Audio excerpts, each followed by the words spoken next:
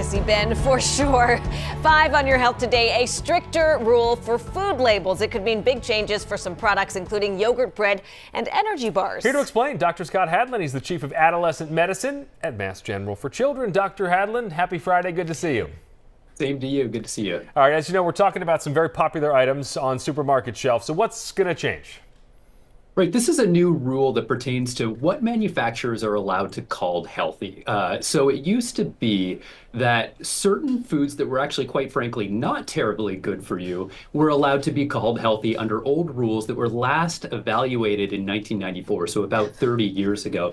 This previous rule allowed for unhealthy foods like, for example, white bread to be considered healthy, and manufacturers could call them healthy if they added back certain vitamins or minerals to them. And this new rule kind of flips this on its head and says, look, in order for something to be considered healthy, it has to be a fruit, a vegetable, a grain, a protein, or dairy, and it can't exceed certain limits of added sugar, saturated fat, and salt. And this is really important because under the old rules, manufacturers would game the system. You'd have these funny situations where, again, foods like white bread with very little nutritional value, if the manufacturer had fortified them by adding back vitamins and minerals to it, that would be considered healthy. But other foods that we know to be good for health, like salmon or olive oil, were not considered healthy under the old rules. Well, and to that end, some foods, you mentioned a couple there, but also things like avocados, nuts, they contain a lot of fat. We think of them still as healthy, though. Would these new rules make those unhealthy?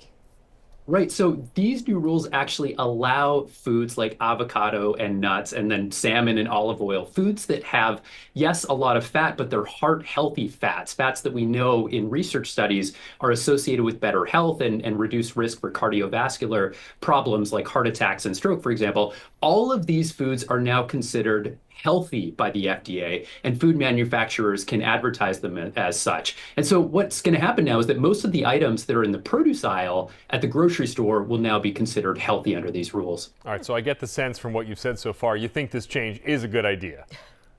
Yeah, most of the nutritionists that I'm hearing from agree that this is a good idea. It's going to help families understand what foods actually are healthy and are, which foods are not necessarily healthy. And this actually reflects a move that we have away from foods that are ultra processed, which we've spoken about before in the show. We've talked about ultra processed foods as being those that have a large amount of added sugar, saturated fat, food dyes, preservatives, salt, things that are meant to enhance the flavor and extend the fruit, the life of the food, but actually are associated with health problems.